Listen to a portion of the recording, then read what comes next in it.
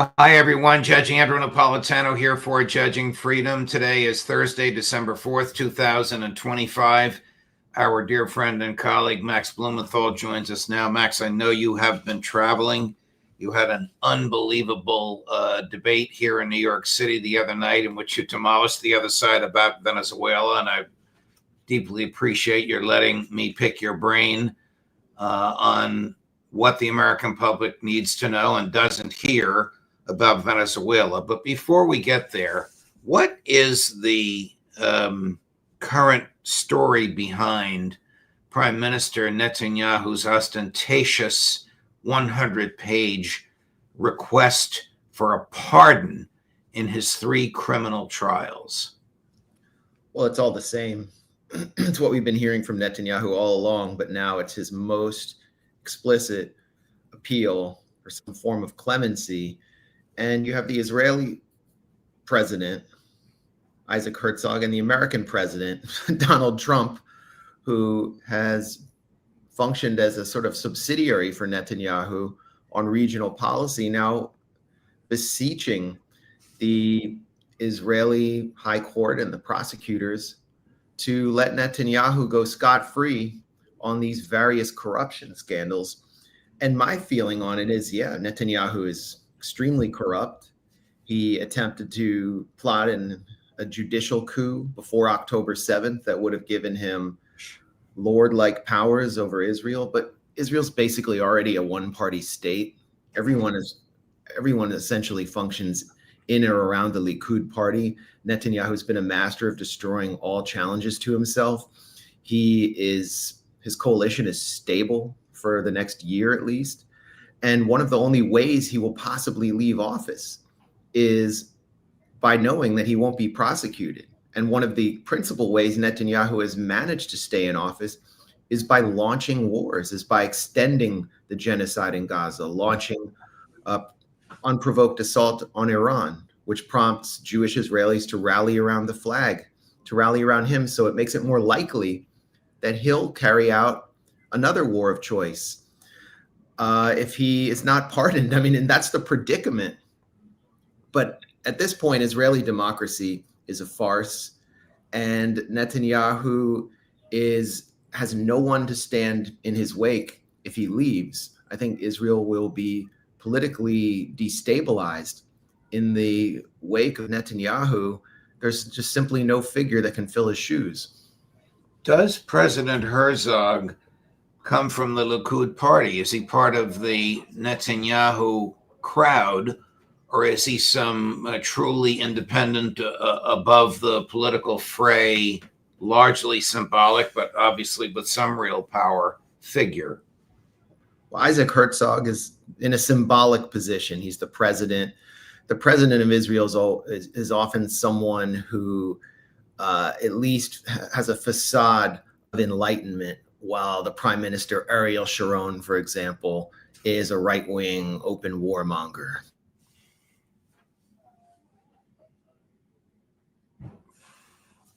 Looks like one of us is leading Ashkenazi rabbis. He represents sort of the urban, enlightened public, the old Labor Party. He comes out of the Labor Party. I mean, he existed within the right wing of the Labor Party, but he is not from Netanyahu's Likud party. And he's provided Netanyahu cover, which has been his role on the international stage, while he personally signs howitzer shells that will be fired into civilian neighborhoods in Gaza.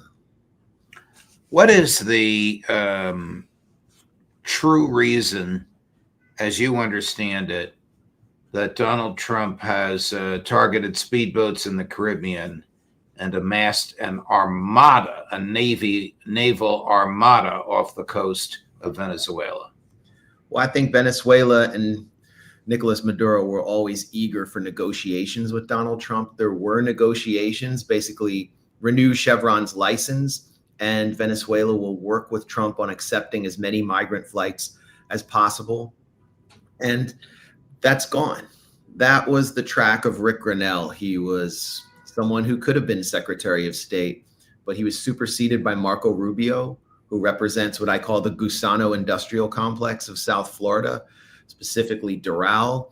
And these are a few districts which the GIC, the Gusano Industrial Complex of Cuban Americans, Venezuelan Americans, and now a large number of right-wing Nicaraguans uses to hold the Republican Party in particular hostage because they need to win these districts. So for Trump, this was about domestic politics, and he finds himself in a situation where he has committed something like 15 to 20% of the US Navy and its assets, which cost a lot to run every day, to the Caribbean, and fallen into to Rubio's trap, which is to launch this phony drug war as cover for a regime change war that I'm not sure Donald Trump actually wants to wage. But now Trump is in a situation where he has to save face. So how will he save face? Will he launch the war that Rubio and Elliott Abrams have called for, with special forces in teams attacking Venezuelan bases after a massive air assault all across Venezuela? Will he just announce that he's killed 100 drug dealers and stopped the poisoning of the US and call it a day? I don't think so. Will he wage symbolic strikes, as Bill Clinton did, these pinpoint strikes in Iraq, kind of a wag the dog scenario? That's also likely. But Donald Trump has to save face now because he has fallen for the trap, which is intended to trigger a regime change war. And we can talk about this more, but you'll have the Pentagon brass on Capitol Hill today testifying about the criminality of these strikes, and Pete Hegseth ordering U.S. soldiers to commit war crimes. And this has really thrown a wrench into the gears of the war machine and slowed down the decision and complicated the decision-making process. But the whole war is contingent for those who've devised the policy on the complete removal of the Bolivarian government of Venezuela and the destruction of Venezuela as an independent sovereign country. To what end? I mean, other than to justify the military buildup there and to put Mrs. Machado, an agent of the Mossad and CIA and MI6, an asset of the Mossad, CIA, and MI6 there. If President Maduro has offered favorable terms on all that oil, well, what is Trump thinking? I got to justify what I did. I'm going to kill human beings to justify what I did. American pilots are going to come home in body bags to justify what I did. Douglas Farah, who is an intelligence operative who has worked for think tanks like the Institute for National Security Studies, as well as the Washington Post, where he sort of posed as a reporter, was for years a major regime change advocate vis-a-vis Venezuela. And he war-gamed U.S. attack on Venezuela in 2019 and determined that it would be a catastrophe and would lead to conflict with no end. Essentially, what the U.S. unleashed in Colombia when it began to destabilize the country in its fight against communism in the 1950s, a kind of civil war with deepening narco cartel penetration and a new wave of migration to the north, which would be disastrous for the U.S. and for the continent. And this war is not only about oil. Venezuela under Hugo Chavez and Nicolas Maduro has always been eager to refine its oil in the refineries in Texas. The U.S. has made that impossible or difficult through sanctions. The U.S. regime has stolen Venezuela's largest foreign asset in the form of Citgo to starve it of assets, because the U.S. regime, and specifically neocons, Cuban Americans like Marco Rubio, see Venezuela as the engine of a kind of regional project that threatens U.S. hegemony and U.S. control in the Western Hemisphere. And what they ultimately would like to do is topple the government in Cuba as well, the government in Nicaragua, and to destroy the center left all across the subcontinent, including Lula da Silva in Brazil. They openly say this. So the drug war is just cover for a larger regional project under the auspices of the Monroe Doctrine, but it really represents a complete misinterpretation of the Monroe Doctrine. which was enshrined in order at a time when the US was not even one of the great powers in the world, to keep the British and other major colonial powers out of Latin America. There is no threat of another country moving into Latin America. And the idea that China poses this great threat through some kind of infrastructure cooperation deals in South American countries really underlines the intellectual bankruptcy of this entire Monroeist policy, because it's delusional. If you go to the website, Colonel McGregor just pointed this out, if you go to the website of the Drug Enforcement Administration, Donald Trump's Drug Enforcement Administration, and look up Venezuela, there's no significant, even detectable drug trafficking from Venezuela to the United States. And yet the government has attempted to perpetrate this deception on the American people to the point where it is committing war crimes by killing civilians, non-combatant civilians on the high seas, and even, as we know from the controversy of this week, murdering rather than rescuing survivors that it tried to and failed to kill. Yeah, that's the strike on December 2nd, the one we know about, where survivors were ordered killed by the admiral in charge of Operation Southern Spear. And this is consistent with, but it was a verbal order from Pete Hegseth.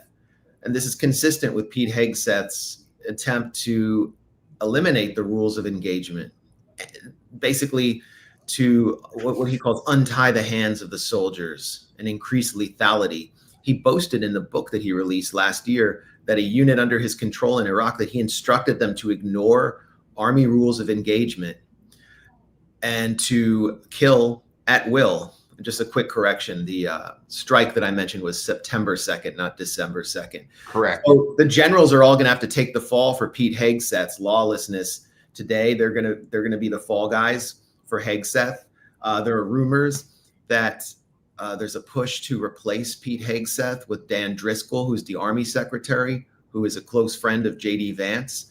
And all these conflicts are emerging because the policy has already failed. And remember, the U.S. lost a war in Yemen against one of the poorest countries in the world last year. Its policy failed there, but not after significant civilian deaths caused in Yemen, including Pete Hegseth ordering the mass murder, the massacre of tribal elders who were having a village meeting. And he tweeted the snuff film of their massacre on Twitter. These were tribal elders who were standing in a circle, and he said that they were Houthi terrorists plotting a terror attack. So that's the level, that's what we're operating with. The corporate hack press is not allowed in the Pentagon briefing room. They would be asking tough questions now, maybe for partisan reasons. And now Laura Loomer and TPUSA are in there. And, you know, I wish one reporter in there would ask for one name of one person who is a so-called narco-terrorist that the U.S. has eliminated, because I bet you the Department of War Crimes cannot even provide the name of one person that they have eliminated on the high seas. We do know the name of maybe one or two people because they were Colombian citizens, and their boat had floated into the danger zone because its engine went out. It was displaying an emergency sign. And so the U.S. military eliminated everyone on the boat. And now the parents of one of those killed on that boat are suing the U.S. government. And Trump is retaliating against Gustavo Petro, the president of Colombia, by sanctioning him and threatening to carry out land strikes inside Colombia. And that brings us to another issue. Venezuela, as Colonel McGregor said, is not the source of drug trafficking into the U.S. That's not just according to the DEA, it's according to the UN Department of Drugs and Crime. At my debate 2 nights ago, I displayed the graph that's on the website of the UN office, which shows the transit routes of drugs to the United States. They're all from the Pacific coast of South America. The Pacific coast is ruled by U.S. allies, including Daniel Noboa, the billionaire Miami-born president of Ecuador, who probably stole the election there, and who is actually a U.S. citizen, is a friend of Marco Rubio, who just hosted Kristi Noem, who was attempting to plant U.S. military bases in Ecuador. Oh, my goodness. Daniel Noboa was the head of the shipping company for Noboa Family Shipping, which owns Bonita Fruit Company. Now, if you're watching this right now, you can just Google this and uncover one of the biggest scandals that our media barely touches, which is that tons of cocaine are showing up in ports in Europe and the United States packed in Bonita bananas, or they're transferred into Mexico and then they're transferred through other means. So Daniel Noboa is really our ally is presiding over a major drug trafficking operation as his country sinks deep into poverty. What was once one of the safest countries in the Western Hemisphere is now the least safe, has 5 of the 10 least safe cities. And we're focused on Venezuela for purely political reasons. One of the descriptions you gave of Hegseth's book, he articulated with great clarity. I can imagine this being played at his trial by prosecutors who would need to prove intent. Chris, cut number 7. We unleash overwhelming and punishing violence on the enemy. We also don't fight with stupid rules of engagement. We untie the hands of our warfighters to intimidate, demoralize, hunt, and kill the enemies of our country. No more politically correct and overbearing rules of engagement. Just common sense, maximum lethality, and authority for warfighters. That's all I ever wanted as a platoon leader. And it's all my E6 squad leaders ever wanted, back to that E6 rule. We let our leaders fight their formations, and then we have their back. It's very simple, yet incredibly powerful. Profoundly against the law, and just what you described. His intention to commit war crimes. And it's very clear.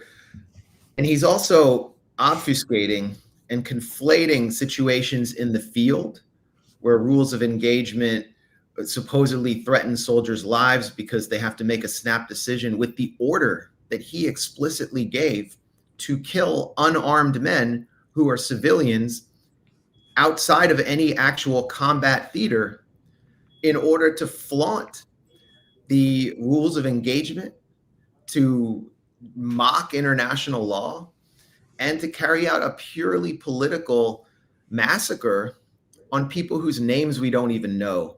And I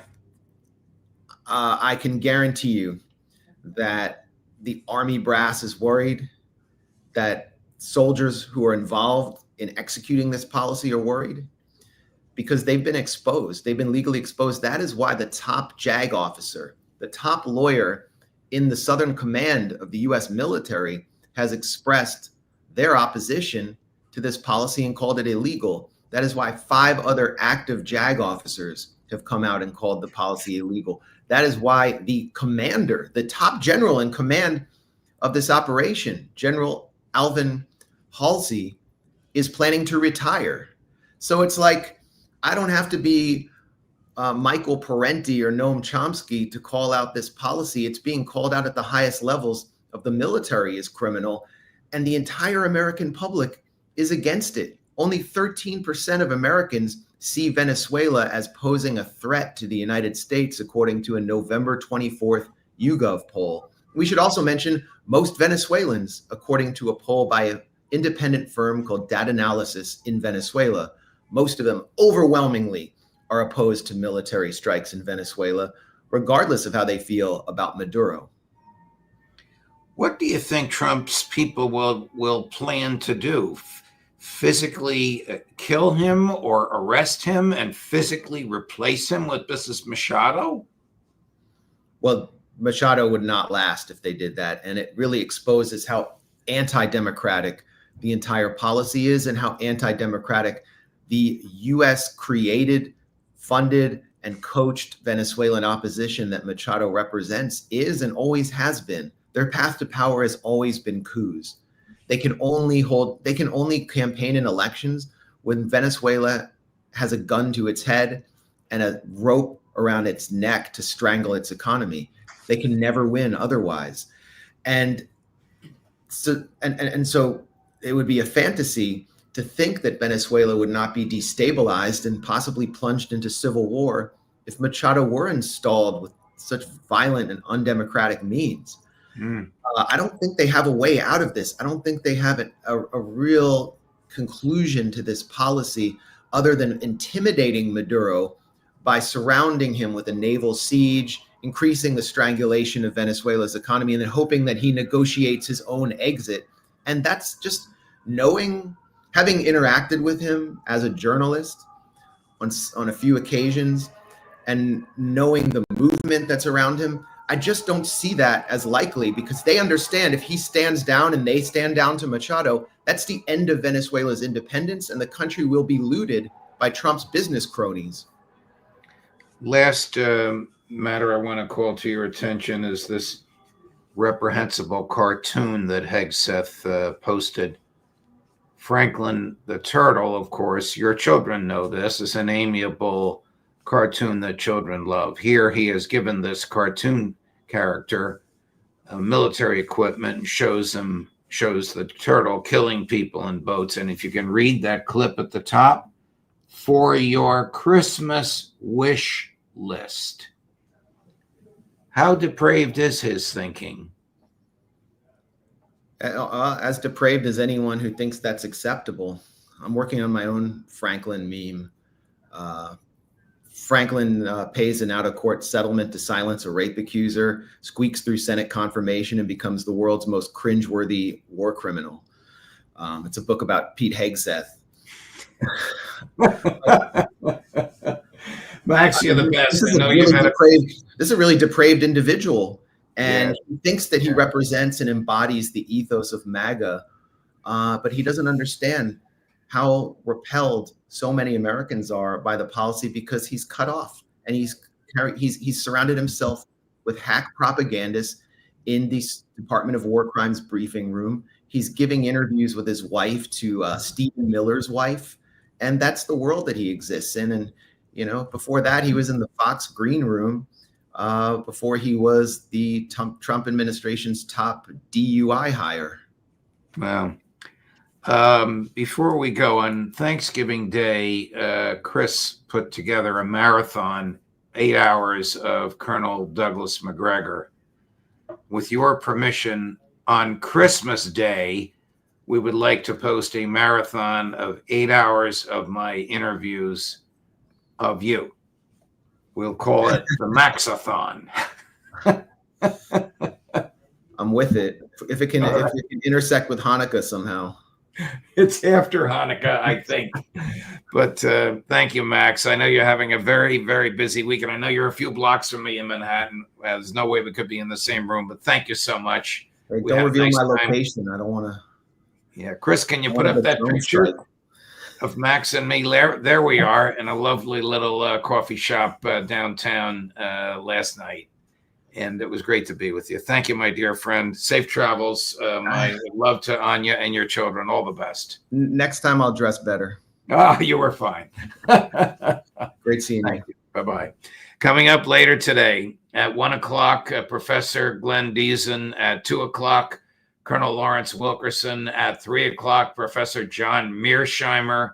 At 4 o'clock, I don't know where he is, but we'll find him, Pepe Escobar, Judge Napolitano for Judging Freedom.